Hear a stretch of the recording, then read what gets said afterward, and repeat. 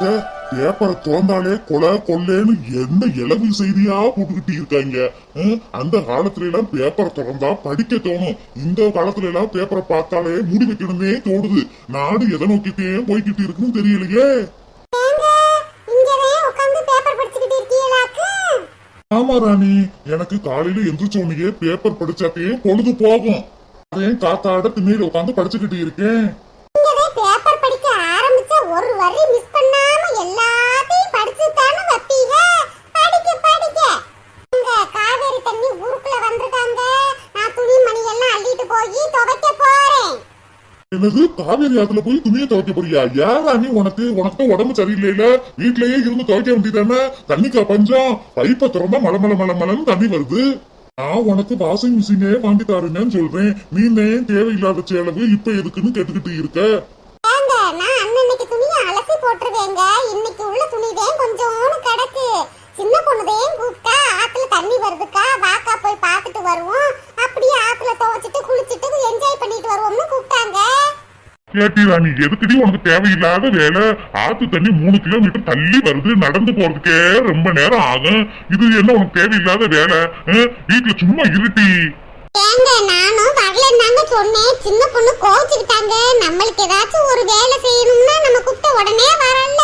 அவ கூப்பிட்டு போகாம இருந்தா கோவிச்சுக்கிடுவாங்க. அதேங்க நானும் வசந்தி எல்லாம் போகலாம்னு இருக்கோம். இந்த சரோஜாக்கா வீட்லயும் மோட்டர் கொஞ்சம் ரிப்பேர் ஆகிருக்கு. அவளும் துணி துவைக்கணும்னு சொல்லியிருக்காங்க. அவங்களோட போயிட்டு வரேனே. கேட்டி, வீட்டுல வேலை கிடக்கும் போது வீட்டு வேலை செய்யாம நீ ஆத்துக்கு போறியா? காலையிலேயே டிஃபன் பண்ணி வச்சிருக்கேங்க. மத்தியான சாப்பாடும் செஞ்சு வச்சிருக்கேங்க. வீட்டுல ஒரு வேலை இல்ல, போயிட்டு வரேனே. ஓ அப்படியா? எல்லா வேலையும் செஞ்சுட்டியாக்கு. சரி, அப்ப போயிட்டு வா. போயிட்டு நேரத்தோட வா. உன் கூட்டாளிகளோட சேர்ந்தாலே நேரம் போறதே தெரியாது. சரிங்க சரிங்க, போயிட்டு சீக்கிரமாவே வந்துறேன். அத்தை கேட்டா சொல்லுங்க. அத்தைக்கு சாப்பாடு வேணும்னா போட்டு கொடுங்க. சரி ராணி, இன்னைக்கு வேற விஜயா வாரேன்னு சொல்லியிருக்கா. அவ வார நேரத்துல ஆத்துக்கு போறேன் குளத்துக்கு போறேன்னு கிளம்பிக்கிட்டு இருக்க.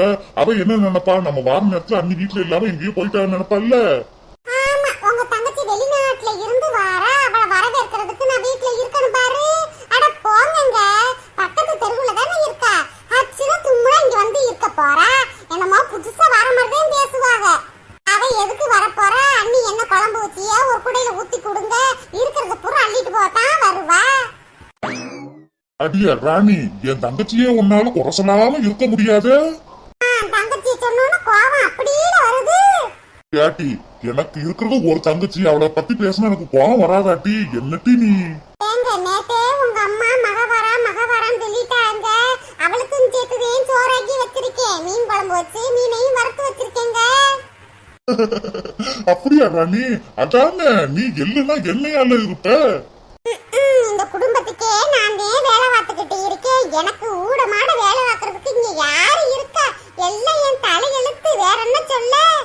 ஒவ்வொரு வீட்டுல மாமியார் மாருக காய்கறி கடைக்கு போவாங்க, மல்லிகை கடைக்கு போவாங்க, ரேஷன் கடைக்கு போவாங்க, மீனை நறுக்கி கொடுப்பாங்க, வெங்காயத்தை நறுக்கி கொடுப்பாங்க, வீடு வாசல தூத்துவாங்க. ஆனா நம்ம வீட்டுல அப்படியா? நான் பொழுதோடு இந்த வீட்டுல வேலை பார்த்துக்கிட்டு கிடைக்கேன். முடியலன்னு செத்த படுக்க முடியுதா? முடியாம கிடந்தாலும் நான் வேலை பார்க்கணும். அட கடவுளே, ராணி ஆரம்பிச்சுட்டாலே. அடிய, ஆத்துக்கு போறேன்னு சொன்னா இப்படியே நின்று பேசிக்கிட்டு இருக்க. லேட் ஆகுதுடி, கிளம்பு. அட ஆமாங்க, உங்ககிட்ட பேசிக்கிட்டு இருந்தாலும் இப்படித்தான் எதையாச்சும் சொல்லி மறக்கடிச்சிருவீங்க. நான் போயிட்டு வரேங்க. அத்தை கேட்டா சொல்லுங்க. அப்புறம் அவங்ககிட்ட சொல்லலேன்னு சொல்லிட்டு கோவிச்சுக்குவாங்க. நான் சொல்லிக்கிறேன்டி, நீ போயிட்டு வா.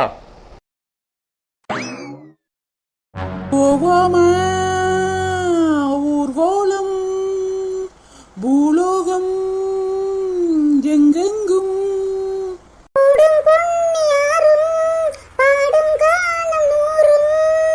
காலம் யாவும் பேரின்பம் கேட்க கேட்க ஆனந்தம்.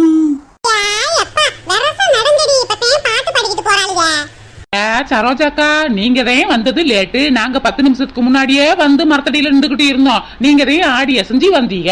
இப்ப போங்க போங்கன்னு சொல்றீங்களாக்கு?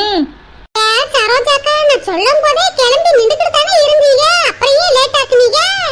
ஆமா ராணி, வீட்டை விட்டு கிளம்பறப்ப முக்கியமான போன் வந்துச்சு ராணி. அதான் பேசி எடுத்துட்டு வரதுக்கு கொஞ்சம் லேட் ஆயிருச்சு. என்ன சரோஜாக்கா சொல்றீங்க? உங்களுக்கு முக்கியமான கால் வந்துச்சா? அமெரிக்க அதிபர் எதுவும் போன் பண்ணாங்களா? அடியா, அவர் எதுக்குடி எனக்கு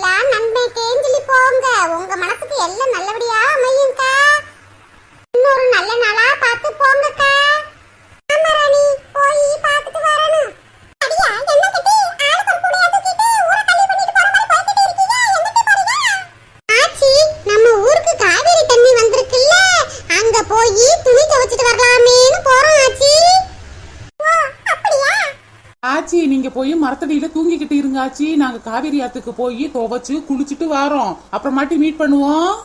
ஆண்டட்டி நீங்கலாம் போய் என்ஜாய் பண்ணுவீங்க, நான் குப்புற விழுந்து படுத்து தூங்கவா? நானும் வரேன்டி. ஆச்சி காவேரி தண்ணிய கரை புரண்டு ஓடிக்கிட்டு இருக்கான், அங்கெல்லாம் உங்களால குளிக்க முடியாது ஆச்சி, வேகமா வந்துகிட்டு இருக்கான். அதானே பெரிய மனுஷி மாதிரி நடந்துக்கிறது இல்ல, மரத்தடியில போய் தூங்குங்க.